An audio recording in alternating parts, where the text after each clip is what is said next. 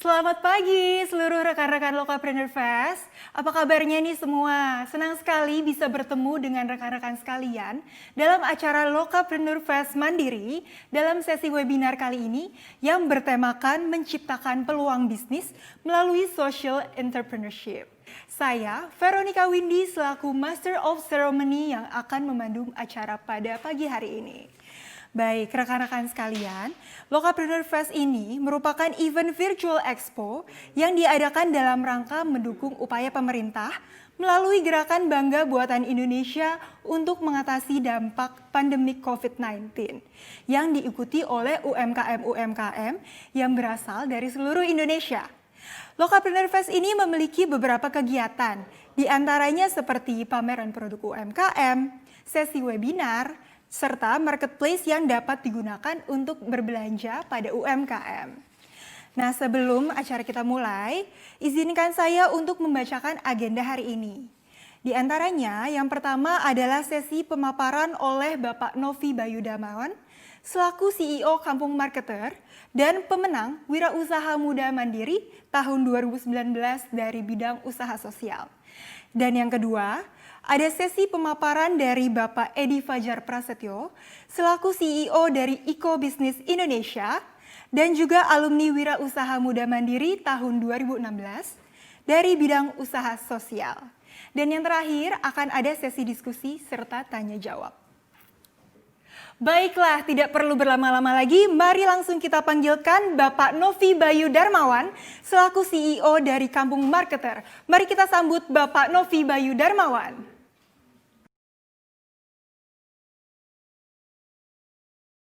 Perkenalkan terlebih dahulu, ya, nama saya Novi Bayu Darmawan. Saya sekarang tinggal di Purbalingga, ya, cuman memang 3 tahun yang lalu saya baru balik dari Purbalingga, pulang dari Jakarta ya, melepas jabatan ASN di sebuah kementerian untuk pulang ke Purbalingga untuk berusaha memecahkan isu-isu sosial ataupun problem sosial yang ada di Purbalingga seperti itu. Apa itu yang kami hadapi? Yang kami hadapi adalah dua isu besar di kalangan pemuda. Yang pertama adalah pengangguran, ya. Yang kedua itu adalah urbanisasi, kayak gitu. Dan Purbalingga sendiri masih masuk dalam 10 besar kabupaten dengan tataran kabupaten yang termasuk low income ya di Jawa Tengah. Nah, itulah poin-poin dari Sustainable Development Goals yang berusaha kami capai ya, yaitu diantaranya adalah bagaimana kita menumbuhkan economic growth ya dan pekerjaan yang layak, juga mengentaskan sebuah kemiskinan, juga memberikan sebuah quality education, terutama yang relevan dengan Industrial Revolution 4.0 seperti itu. Jadi kami dilatar belakangi dari kawan-kawan pemuda desa yang memang masih banyak yang merantau karena memang pekerjaan di desa itu terbilang kurang, terutama hal-hal yang berkaitan dengan teknologi kayak gitu. Nah, di sisi lain itu masih banyak UMKM yang masih belum maksimal bisnisnya untuk masuk ataupun penetrasi ke e-commerce ataupun online ya.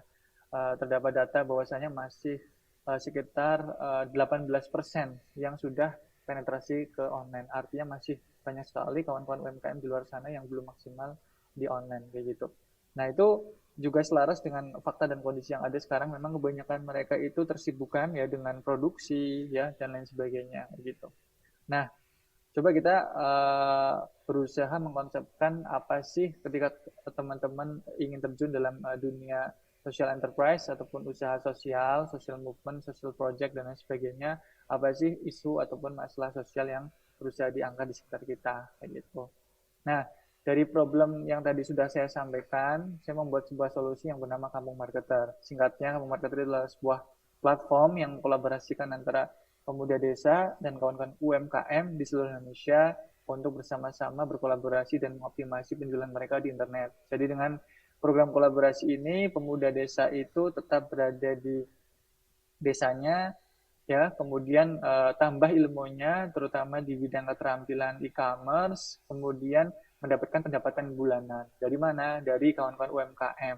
Kawan-kawan UMKM yang memberdayakan para pemuda desa ini. Nah, untuk kawan-kawan UMKM tersendiri, mereka mendapatkan benefit bisnis mereka lebih maksimal lagi di online ya, karena marketnya lebih luas lagi. Kemudian secara pendapatan ataupun salary yang diberikan kepada tim e-commerce itu lebih terjangkau. Karena kalau kita compare antara standar gaji yang ada di desa dengan yang ada di kota itu kan kita mengikuti UMR kayak gitu.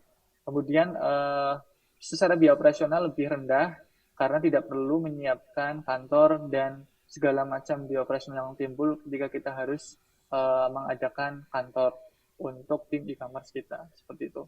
Nah, jadi simpel sekali alurnya adalah kita training kawan-kawan pemuda desa di bidang e-commerce. E-commerce itu ada beberapa hal skill ya, misalkan kayak online advertising, handling customer service ya, how to manage social media, content creation ya, dan seterusnya seperti itu. Nah, ketika mereka sudah lulus dari program training kami kolaborasikan ya melalui sebuah aplikasi kepada kawan-kawan UMKM yang ada di seluruh Indonesia yang ingin memberdayakan ataupun yang membutuhkan ataupun yang mereka masih punya problem untuk optimalisasi penjualan di internet. Kemudian dimulailah optimalisasi itu ataupun dimulailah kegiatan pemberdayaan itu seperti itu. Nah, pada dasarnya apa yang kami lakukan itu masuk dalam ruang lingkup sebuah social enterprise kayak gitu. Kenapa? Karena kami mempunyai misi untuk menciptakan sebuah impact sosial, tapi di sini kami dituntut untuk berdikari kayak gitu, berdiri di atas kaki sendiri. Artinya kami harus mengenerate sebuah profit kayak gitu untuk bisa bertahan ya.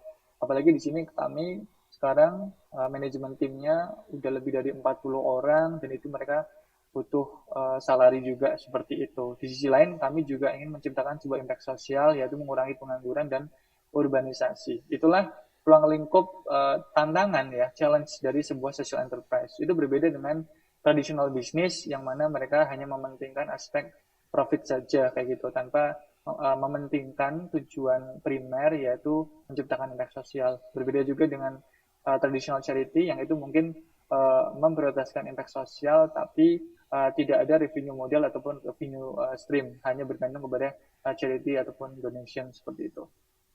Nah, sampai sekarang kita sudah memberdayakan lebih dari 700 pemuda desa, sudah berkolaborasi dengan lebih dari 200 UMKM. Kita sekarang punya 20 pusat pemberdayaan dan tiap bulannya rutin membagikan pendapatan kepada kawan-kawan pemuda desa senilai 1,3 M per bulannya.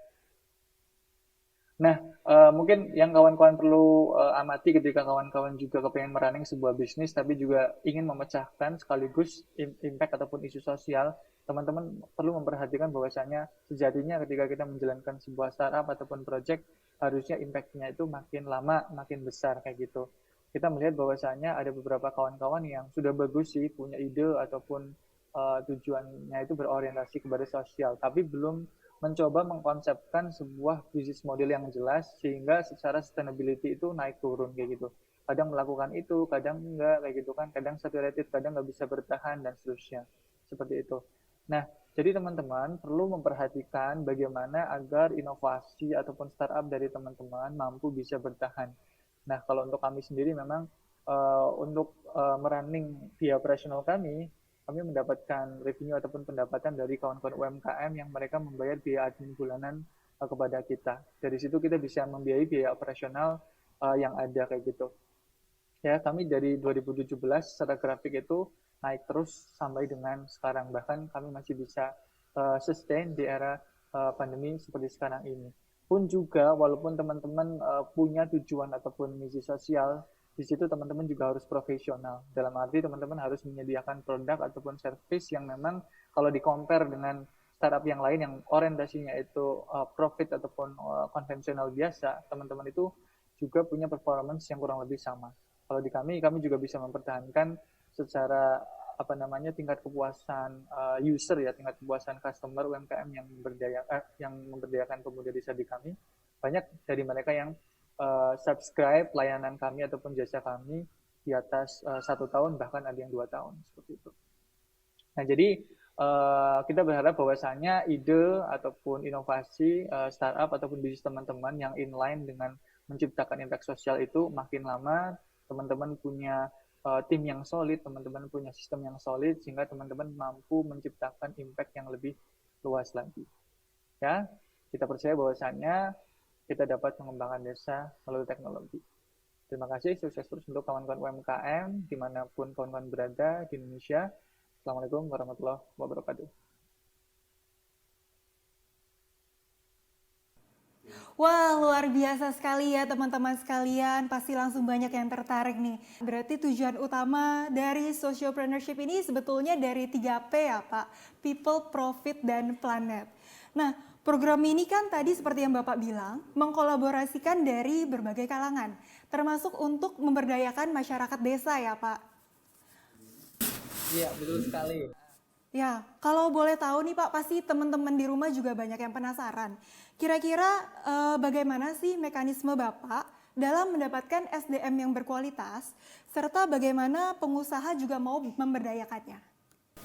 Nah, jadi itu tantangan terberat di kami ya. Jadi perbedaan di kami dan dengan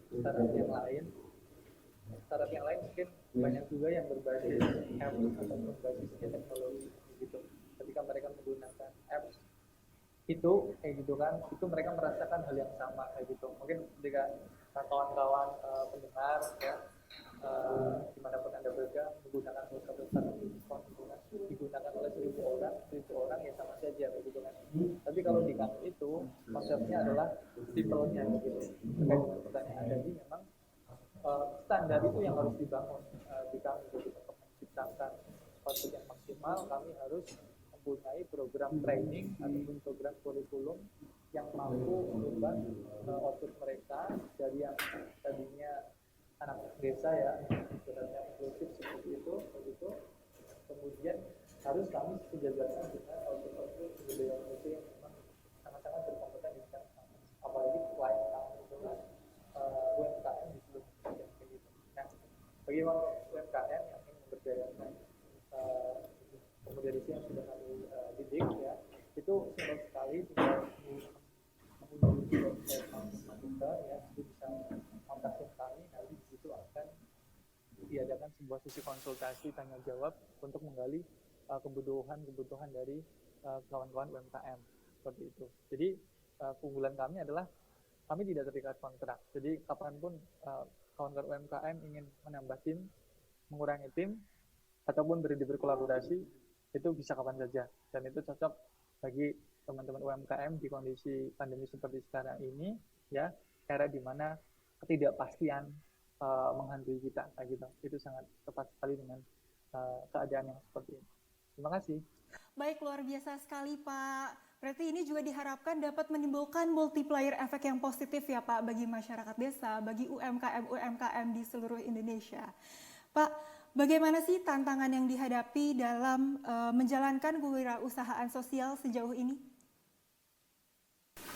Ya, tantangannya adalah mungkin itu relate dengan pertanyaan yang pertama ya. Tantangannya tentu tadi sebenarnya ya.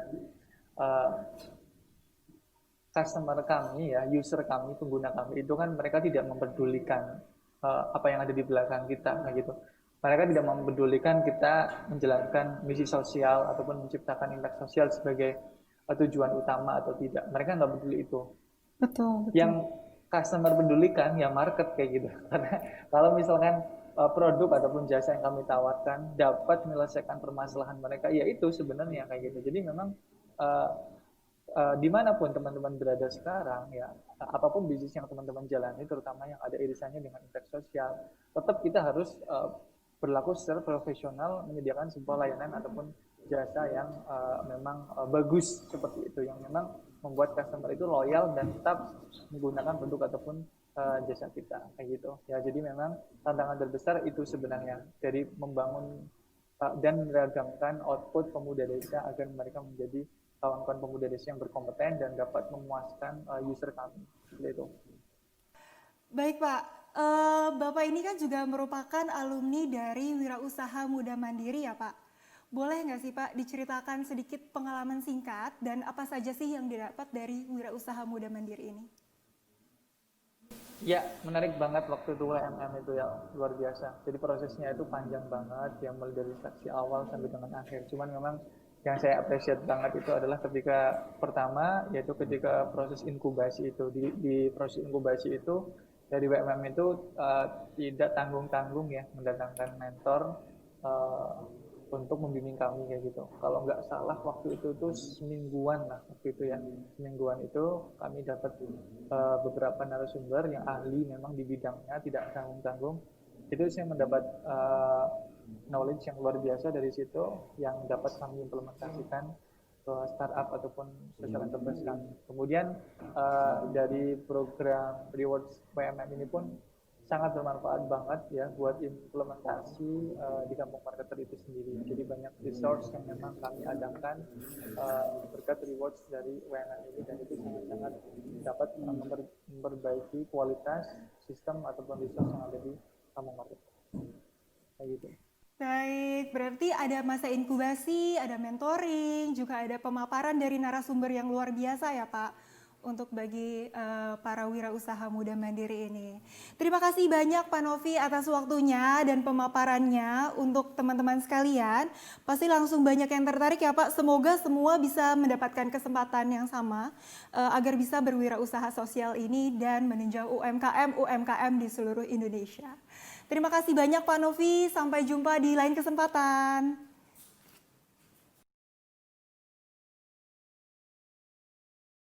Nah, selanjutnya kita akan kedatangan narasumber yang tidak kalah menarik nih. Luar biasa juga dan merupakan alumni dari Wirausaha Muda Mandiri juga. Pasti teman-teman semua penasaran kan?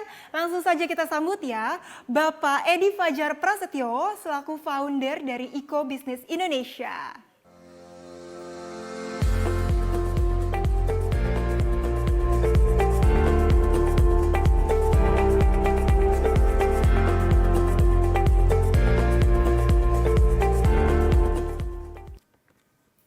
Halo, selamat pagi Pak. Halo, selamat pagi. Apa kabarnya Pak? Alhamdulillah, kabar baik, bugar, sehat ya, stay safe semua. Siap, di masa pandemi ini kita tetap harus semangat ya Pak. Terima kasih banyak untuk waktunya sudah mau hadir di acara webinar pagi ini. Baik Pak, kita tidak berlama-lama lagi ya Pak, kita langsung saja mendengarkan pemaparan dari Pak Edi Fajar selaku founder dari Iko Business Indonesia. Waktu dan tempat kami persilahkan. Lokal Preneurs pada hari ini, terima kasih banyak teman-teman sudah antusias untuk hadir pada sesi online. Terima kasih juga untuk Bank Mandiri atas kesempatan untuk bisa berbagi hari ini. Jadi di hari ini bertemakan sociopreneurship, saya akan banyak bercerita dan berbagi pengalaman. Semoga nanti bisa menginisiasi gerakan sociopreneurship yang sama di daerahnya masing-masing. Saya Edi Fajar dari Iko Business Indonesia, Upcycle Product dan Community Development Accelerator. Oke, saya akan sedikit memperkenalkan diri dan kegiatan yang kami lakukan secara singkat melalui VT berikut ini.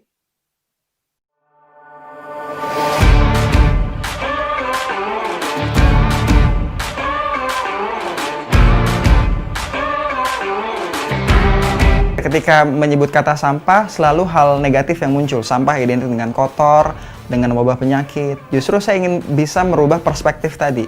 Kami berasumsi sampah aja nggak punya nilai, kalau diberikan kreativitas bisa ada value yang kita dapat, apalagi komoditas lain. Mereka terjun untuk berbisnis, tapi bisnis mereka ini memberikan pemberdayaan kepada masyarakat sekitar, dan yang paling penting adalah menjaga lingkungan. Oke. Nah, tapi sebelum kita lanjutkan, ada baiknya kita lihat dulu snapshot berikut ini.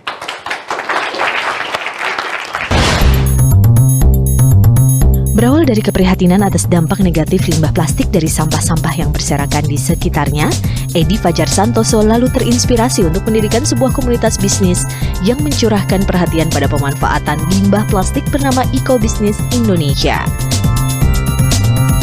Usaha bisnis yang didirikan mahasiswa semester akhir Universitas Islam Negeri Syarif Hidayatullah Jakarta ini menyulap sampah-sampah plastik menjadi barang-barang hasil kerajinan yang berdaya jual melalui tangan terampil para pekerja yang kebanyakan adalah para ibu rumah tangga.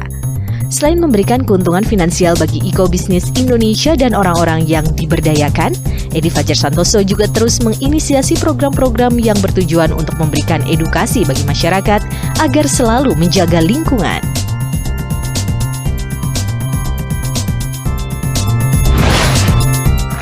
Wow, Itu tadi sekilas cerita tentang ekobisnis Indonesia. Dan di balik kegiatan bisnis yang memberdayakan ibu-ibu terutama dan menjaga lingkungan, mari kita panggil langsung Edi Fajar dan Alvin. Iya, Edi, thank you ya, terima kasih ya, terima kasih Alvin. Jadi akan coba saya terangkan secara mendalam. Jadi untuk bisa mengawali sebuah gerakan sociopreneurship, biasanya most of people itu memulainya dari problem, dan itu menjadi sebuah basic yang harus kita pecahkan solusinya. Di antara banyak permasalahan yang ada di Indonesia, yang ada di sekitar kita, begitu ada masalah isu ekonomi, isu pendidikan, dan lain sebagainya. Saya agak bersama tim agak sedikit melihat ada satu perspektif yang menarik di sini, yaitu tentang isu sampah. Ternyata Indonesia menjadi peringkat kedua terbesar di dunia ya untuk negara yang menyumbangkan sampah yang paling besar. Ini bukan sebuah prestasi meskipun kita top 5, tapi ini bukan sebuah prestasi teman-teman. Jadi menjadi sebuah kegelisahan yang seperti ini bisa menarik ketika diangkat untuk kita coba solve permasalahannya. Saya ingin coba mengajak interaksi teman-teman, nanti teman-teman bisa komentar ya di kolom komen yang tersedia nanti. Untuk mengawali sebuah inisiasi ini ada mekanisme yang bisa kita lakukan. Saya sering menyebutnya istilahnya PAS ya. PAS itu problem analysis dan solution ya. Jadi pastikan apa problem, apa masalah singkat, masalah yang sering kita jumpai di lingkungan sekitar. Lalu itu kemudian kita analisa ya. Bagaimana cara untuk bisa men-solve ya, mengurai masalah tersebut dengan pendekatan-pendekatan kreatif. Selama kami berpengalaman terjun di beberapa daerah dan menginisiasi gerakan lingkungan, setidaknya di masyarakat ya, di grassroots, di akar rumput begitu, ada 3 elemen yang menjadi polemik yang sering mereka hadapi. Jadi pertama, masyarakat itu rentan dengan informasi yang kurang sampai dengan mereka dan wawasan yang masih terbatas. Jadi lack of knowledge menjadi poin yang penting. Kira-kira ini salah satu yang harus kita titik beratkan. Jadi untuk bisa mengintervensi, biasanya masyarakat mengalami kendala-kendala yang akan saya sebutkan. Lalu yang kedua adalah accessibility support. Jadi mereka nggak punya akses. Taruhlah ada satu daerah yang mereka punya kompetensi masyarakatnya, tapi mereka nggak punya akses ya. Jadi susah untuk bisa berkolaborasi, bermitra dengan pihak-pihak dari luar. Atau yang ketiga, mereka tidak memiliki legal entity atau satu legalitas yang kuat, sehingga keberadaan mereka hanya sifatnya personal dan tidak memiliki bargaining posisi yang kuat. Kalau misalkan taruhlah ada satu lingkup masyarakat yang punya kompetensi, tapi dia nggak ada satu wadahnya begitu, hanya ibu rumah tangga saja, hanya masyarakat, hanya pemuda-pemuda saja. Mereka biasa akan kesulitan untuk bisa menjalin partnership tadi dan menggrab market ya, menjangkau market yang lebih luas. Nah ini kira-kira menjadi 3 poin ketika teman-teman ingin menginisiasi gerakan sociopreneur, kira-kira analisa nih, mana-mana yang ingin teman-teman pecahkan. Saya ingin mengajak teman-teman berinteraksi boleh ya. Ketika saya menyebutkan satu kata tentang sampah, ya kita sudah tahu banyak fakta tentang sampah, teman-teman juga menjadi masalah ini bersama-sama tentunya. Saya pengen tanya nih, ketika saya menyebutkan satu kata tentang sampah, apa hal yang pertama kali akan teman-teman ingat? Identik dengan apa sih sampah? Boleh tolong ditulis, nanti saya bisa baca. Oke, menarik ya, ada yang bilang kotor, bau, barang rongsok, dan lain sebagainya, begitu ya. Padahal, menurut saya, bagi seorang entrepreneur, dia harus bisa melihat point of view yang lebih luas ya. Bisa melihat hal yang negatif jadi sebuah potensial ya. Justru melihat dari peluangnya, kenapa semua yang muncul stigmanya negatif ya, sampah kotor, sampah bau, sumber penyakit. Padahal ada beberapa orang yang ketika dia memiliki kreativitas dan inovasi untuk bisa melihat sudut pandang lain, ini bisa menjadi sebuah peluang. Nah, kalau kami menganggap sampah itu punya value, punya meaning, sampah selalu akan mudah apabila ada harapan. Maksudnya apa ini, Mas Edi? Jadi, dengan sampah, kita menjadikan sampah menjadi resources, kita menjadikan sebuah sumber untuk kita bisa mengenerate. Jadi kita mengintervensi sosial, karena masyarakat ada masalah sampah, nah kita membuat program-program yang bisa mereka terlibat di dalamnya, yang secara tidak langsung itu sudah menjawab isu permasalahan ekonomi mereka, isu quality education mereka, dan isu-isu yang lain. Jadi seiring dengan yang poin-poin yang tertulis pada SDGs atau Sustainable Development Goals itu sendiri. Saya ingin kemudian menyinggung sedikit filosofi ini karena menarik. Kami berkesempatan untuk benchmarking dengan industri kreatif yang ada di Beijing, di negara Tiongkok. Kenapa? Karena kalau kita lihat sekarang dominasi Tiongkok begitu besar dalam pangsa pasar global ya. Jadi ada hal yang menarik. Kenapa kemudian bisa begitu survive industri-industri maupun produk-produk ataupun jasa yang ditawarkan hari ini ya? Karena ada satu filosofi yang mereka pegang, bagaimana mereka bisa selalu melihat sudut pandang itu dari hal yang positif. Selalu ada dua side, selalu ada dua mata pisau. Contoh misalkan pandemi hari ini, corona gitu ya. Berapa banyak teman-teman yang kemudian menjadi begitu effort begitu ya, begitu berjuang, dan banyak juga yang collapse gitu karena pandemi hari ini. Tapi ada satu filosofi dari negara Tiongkok yang bisa kita ambil hikmahnya begitu ya.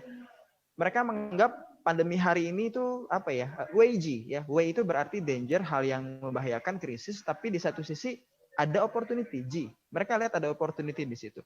Jadi kalau bagi orang-orang yang kemudian bisa memiliki kepekaan, karena identik sociopreneur lekat dengan kepekaan, lekat dengan bagaimana empati itu muncul dan menjadikan sebuah social innovation atau produk atau invention penemuan. Nah ini sebenarnya cara-cara yang paling tepat nih teman-teman ketika hari ini di masa pandemi, apa yang menjadi sebuah problem di masyarakat, keluhan apa yang muncul, teman-teman inventarisasi, lalu kemudian bisa kita berikan alternatif solusi untuk menjadikan produk ataupun jasa, service yang kita tawarkan di bidang social enterprise. Jadi secara umum apa sih Ekobisnis Indonesia? Ekobisnis Indonesia ini kita sudah running dari 2013 ya teman-teman sekalian.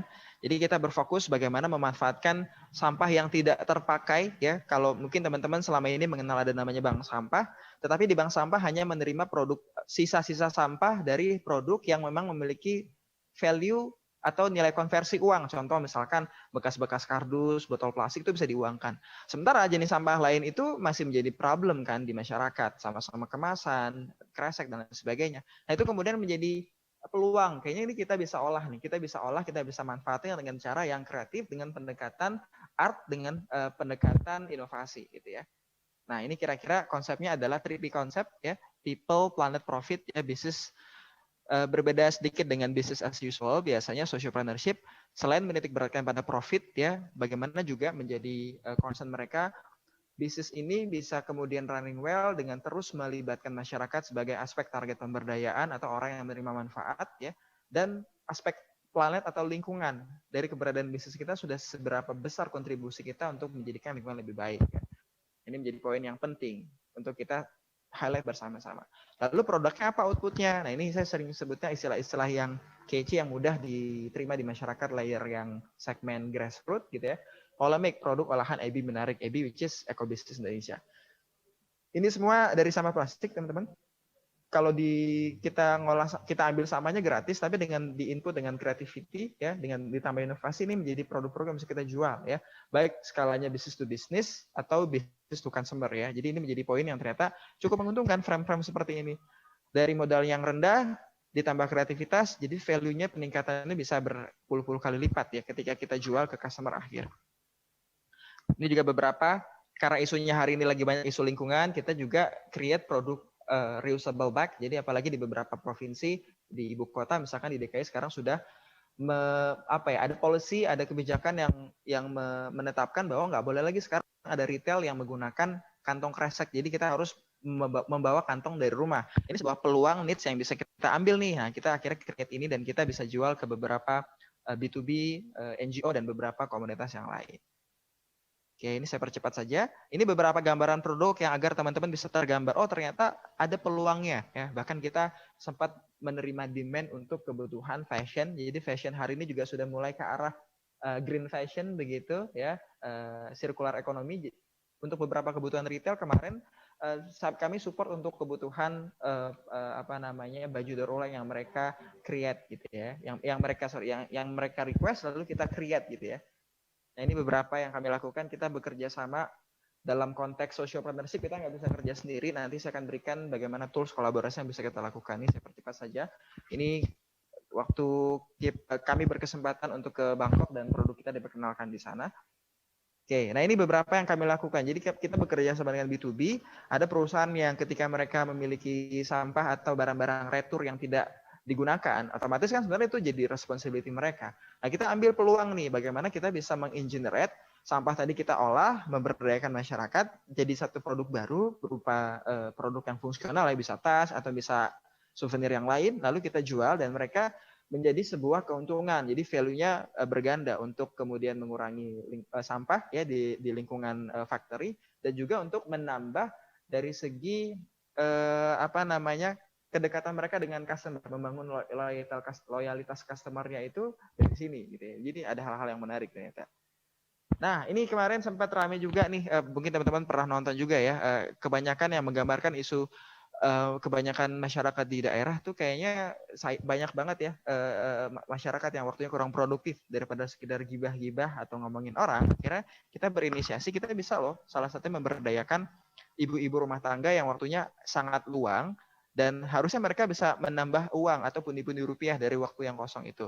Jadi kita memberikan soft skill, kita pandu mereka, kita bimbing mereka, kita berikan sesuatu yang baru, dan ini poinnya juga lekat dengan quality education dan egaliter ya, jadi penyetaraan juga untuk bagi para kaum wanita. Mereka juga bisa berdaya, mereka juga bisa memiliki kemampuan yang sepadan. Nah, ini kira-kira yang kami lakukan, mengkolaborasikan potensi yang ada di daerah, di masyarakat. Dan ada hal yang menarik lagi selain melibatkan masyarakat yang tadi, selama beberapa tahun silam kami dipercaya untuk bisa andil turut bagaimana mendampingi para narapidana terorisme dan radikalisme ya. Jadi kita coba memberikan pendekatan lain dengan cara ekonomi ya. Jadi kalau saya seorang muslim, jadi ada pendekatan jihad ekonomi ya. Jadi ternyata aspek ini bisa kegiatan sociopreneurship yang kita lakukan tidak hanya outputnya selalu di ekonomi, selalu di lingkungan, tapi ada aspek-aspek lain ya. Bagaimana isu kemanusiaan, bagaimana mereka kemudian bisa menjadi pribadi yang punya second chance, kesempatan kedua untuk bisa lebih kreatif, produktif, mereka bisa menghasilkan produk, dan mereka bisa menjualnya, dan mereka mendapatkan income. Karena kadang-kadang masyarakat kita belum siap untuk bisa menerima mereka ketika sudah berasimilasi dengan masyarakat. Padahal mereka orang-orang yang baik ketika memang sudah dibimbing, sudah dibina. Jadi ini salah satu alternatif yang kita lakukan, bahwa setiap orang tuh punya kesempatan yang sama dan punya kesempatan kedua. Jadi secara umum kegiatan sociopreneurship yang kami lakukan adalah mengupayakan agar masyarakat nantinya itu tidak selalu menengadahkan tangan ya, berpangku tangan. Bagaimana mereka juga memiliki optimistis, memiliki cara untuk bisa berpartner, memiliki cara untuk bisa bekerja sama. Jadi semudah untuk menggeser telapak tangan yang tadinya meminta menjadi partnership. Dan ini kemitraan ini menjadi poin yang penting ya. Ya, waktu saya terbatas, saya akan percepat.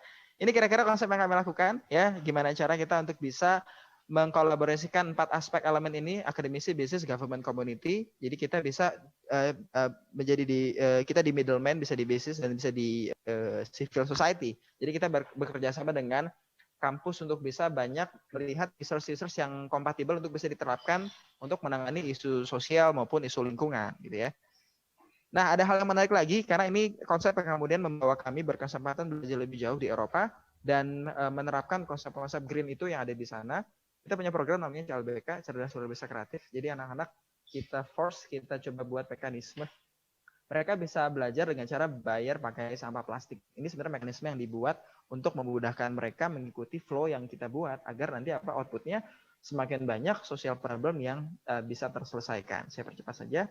Jadi poin yang sangat antusias saya bisa berikan ke teman-teman, bahkan secara kegiatan kita, ini menarik nih, kadang-kadang kita suka menganggap remeh hal-hal yang kecil yang kita lakukan, padahal ketika itu menjadi global isu yang menjadi mengglobal, itu bisa menjadi peluang ya. Teman-teman tadi saya sempat singgung ada namanya SDG, Sustainable Development Goals. Ada poin-poin yang menjadi concern ya. Ketika teman-teman fokus pada bisnis yang tidak hanya berfokus pada profit, tapi juga punya responsibility untuk bisa meningkatkan individu-individu human itu menjadi lebih kompeten lagi. Ini menjadi poin yang bisa kita sama-sama ambil. Nah, di isu hari ini new normal, banyak orang yang melihat ada peluang baru. Akhirnya kita create dengan salah satu produk baru, yaitu bagaimana bisa menghadirkan produk-produk yang bisa lebih ramah lingkungan ya. Untuk bisa menangkal sedotan plastik, kita create sedotan dari bambu, straw dari stainless segala macam, dan kita mengkawinkan dengan kearifan lokal ya. Jadi ini terbuat dari kain khas, kain tapis begitu ya. Jadi ini menjadi poin-poin yang bisa kita generate agar peluang-peluang yang bertebaran itu bisa kita ambil ya. Nah, ini kemarin juga saya mewakili dari Ecobis Indonesia kemarin berkesempatan untuk, sekarang sudah mulai banyak perusahaan-perusahaan yang sudah melihat bahwa penerapan green factory, green company atau pengolahan limbah yang lebih lebih terstruktur, ini menjadi poin yang menjadi kebutuhan baru ya. Jadi ini menarik juga. Jadi selain menyediakan produk, kita hari ini juga mendeklar sudah beberapa tahun silam itu kita fokus di bidang service juga. Jadi kita fokus untuk bisa mengedukasi, kita kerjasama dengan beberapa perusahaan maupun institusi pendidikan. Itu menjadi salah satu hal yang bisa kita kolaborasikan ya. Ini kira-kira secara umum gambaran yang kami lakukan. Sebagai penutup ya, closing statement, kuat mengakar, tinggi menjulang. Kadang-kadang social partnership itu kurang diimbangi dengan sebuah mekanisme yang dinamis. Kita bisa kemudian kuat pada akar rumputnya dan kita bisa memperkenalkan ini kepada dunia global yang lebih luas. Kira-kira seperti itu. Semoga cukup menjawab. Nanti kita bisa lanjutkan ke tanya jawab. Terima kasih, saya kembalikan ke moderator. Jadi selalu ada solusi apabila ada masalah ya Pak dari sampah ini, dari problem ke analisis, kemudian ke solution. Nah ini sangat menginspirasi kita semua nih Pak, terutama anak-anak muda yang sekarang lagi di rumah aja. Mungkin jadi muncul ide-ide apa dari problem masyarakat sekitar, apa yang bisa kita analisis dan bisa kita jadikan solusi ya Pak. Begitu. Dan ini juga menarik sekali karena selain memberdayakan masyarakat, juga menjaga lingkungan. Jadi kembali lagi pada 3P itu tadi. People, planet, profit. Jadi nggak cuma pundi-pundi profitnya aja, tapi juga membangun individu-individu masyarakat ya Pak. Baik Pak, kalau boleh tahu ini yang mendasari atau motivasi apa sih sebetulnya yang membuat Bapak ingin berbisnis di bidang wirausaha sosial? Kadang-kadang yang secara pengalaman susah dapat akses pendidikan yang layak, ekonomi yang susah. Karena saya berkesempatan juga mengenyam pendidikan yang layak karena dapat program beasiswa untuk orang miskin gitu. Jadi kayak saya lihat mungkin ada banyak saya yang lain gitu ya yang tidak mendapatkan akses dan informasi yang memadai. Lalu kemudian kenapa nggak kita mengawali hal ini ya, memberikan informasi dan mengajak mereka untuk bisa berdaya sama-sama agar nanti harapannya bisa lebih banyak embrio social partnership yang muncul, lalu banyak juga problem yang tersolve gitu ya di daerah-daerah, itu nanti bisa kemudian menguatkan secara basis daerah maupun basis lingkup yang lebih kecil di keluarga. Itu kalau satu keluarga ada satu entrepreneur, ada satu socialpreneur, mungkin tidak akan banyak ya problem-problem yang hari ini kita sering jumpai ya, isu-isu tentang pemutusan hubungan pekerjaan atau mungkin isu-isu yang hari ini begitu disruptif ya, banyak bisnis-bisnis besar kemudian tutup. Mungkin ini bisa menjadi solusi. Saya melihatnya seperti itu sih Mbak. Baik, berarti bisa dibilang karena pengalaman pribadi dulu ya Pak, kemudian muncul rasa kepedulian terhadap masyarakat sekitar sehingga Bapak ingin memulai usaha di bidang wirausaha sosial ini ya Pak. Pak, untuk tips-tips sukses nih Pak, bagi para pengusaha muda yang ingin berkecimpung juga dalam bidang socialpreneur, seperti apa sih Pak cara memulainya dan lain sebagainya? Oke, untuk tipsnya saya sudah berikan. Saya sudah membuat satu video khusus juga untuk menjawab pertanyaan dari teman-teman juga. Jadi kebanyakan kita kesulitan awal ya. Jadi untuk memudahkan itu, setidaknya ada 5 tips ya, versi pengalaman yang kami lakukan. Yang pertama adalah tipsnya namanya kutu kupret ya. Kutu kupret itu artinya kudu tentu pelajarin dan riset. Untuk bisa mengawali sebuah social innovation atau bisnis, pastikan ada research-nya dulu, observasi dulu. Jangan-jangan yang kita lakukan itu apakah benar-benar ilmu kirologi kira-kira ya. Kalau sekarang gampang, teman-teman bisa belajar, cukup lihat aja misalkan apa yang menjadi problem solver, problem di masyarakat, lihat dari Google Trend ya. Kayak nanti di pembicara kedua, Pak Novi bisa banyak belajar dari bagaimana potensi digital ya untuk melihat problem ini. Terus yang kedua ada namanya tumor. Tumor ini artinya temukan mentor ya. Kuman aktif, temukan aksi kreatif ya. Jadi gimana caranya bisnis hari ini harus kreatif, apalagi di era digital ya.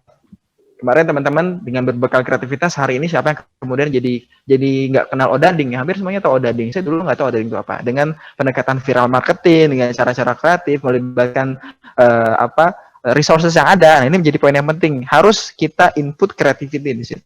Yang keempat ada namanya kasih jakun. Kasih jakun ini artinya kolaborasi jadi kunci.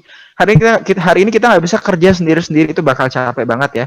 Jadi agar kita bisa tetap bisa mendaya gunakan potensi yang kita miliki dan bekerja sama dengan banyak lembaga yang lain, kita harus berkolaborasi, melihat mana titik yang kita bisa disupport dan titik mana yang kita bisa mensupport ya, komunitas, perusahaan ya, government ya, itu yang kita bisa masukkan di situ.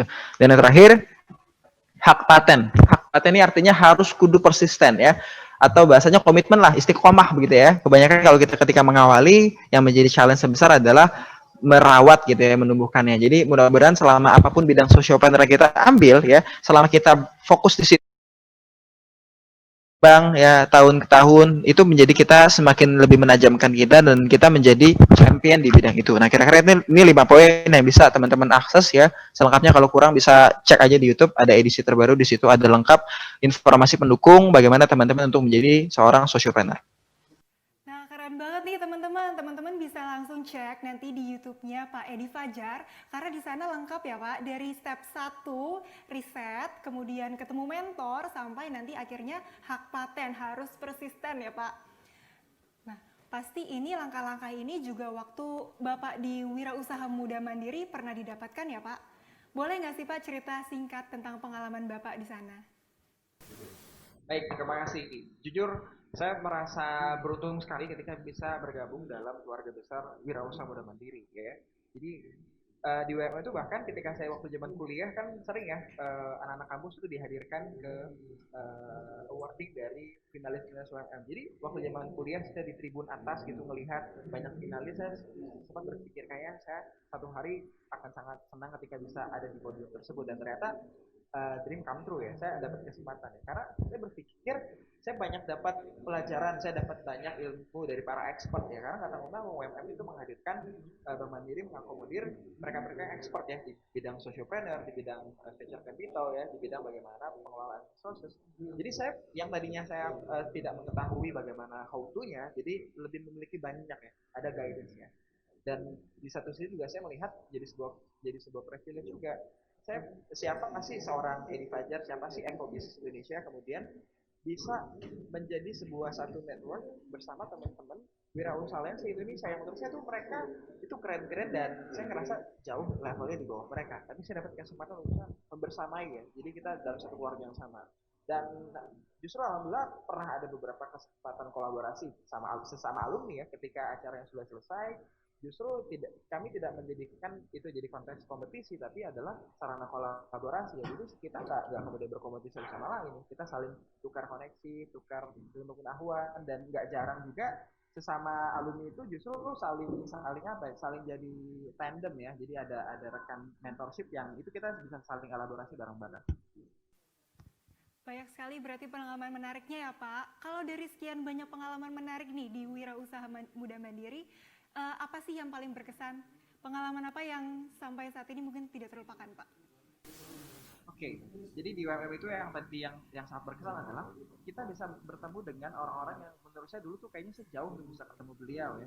Para mentor ada Pak Mas Jaya dan beberapa wirausaha yang sudah kawakan. Jadi saya berpikir apa ya, kok bisa dapat kesempatan sedekat ini dan mengakses semua ilmu yang beliau berikan secara cuma-cuma ya, karena sudah diakomodir sendiri. Jadi saya sangat beruntung bisa menjadi bagian dari Wirausaha Muda Mandiri dan bagian sociopreneur, karena di satu sisi juga ada hal yang menarik nih Mbak ya. Jadi ketika kita tergabung di WMM secara tidak langsung, kalau kita bisnisnya masih startup ya, kita akan mendapatkan kemudahan untuk bisa lebih dikenal, untuk mendapatkan exposure yang lebih ya. Misalkan kita baru nih ya, kita perintis awal. Nah ini kemudian salah satunya ketika sudah dari WMM itu kita secara nggak langsung dapat exposure secara gratis Mbak. Jadi hampir setiap media gitu ya mempromosikan secara tidak langsung produk dan bisnis yang kita lakukan. Jadi kita zero marketing cost gitu kan, tetapi dapat exposure, pengenalan, awareness tentang produk dan jasa yang kita punya. Jadi benar-benar saya menjadi sangat beruntung. Terima kasih WMM dan Bank Mandiri pada kesempatan ini ya. Baik Pak, berarti selain mendapatkan bimbingan, juga mendapatkan exposure dari produk-produknya itu ya Pak. Jadi untuk teman-teman di rumah yang belum memiliki basic sama sekali, jangan takut ya Pak untuk memulai di bidang kewirausahaan sosial ini. Betul, jangan khawatir, silakan teman-teman untuk bisa mengawalinya.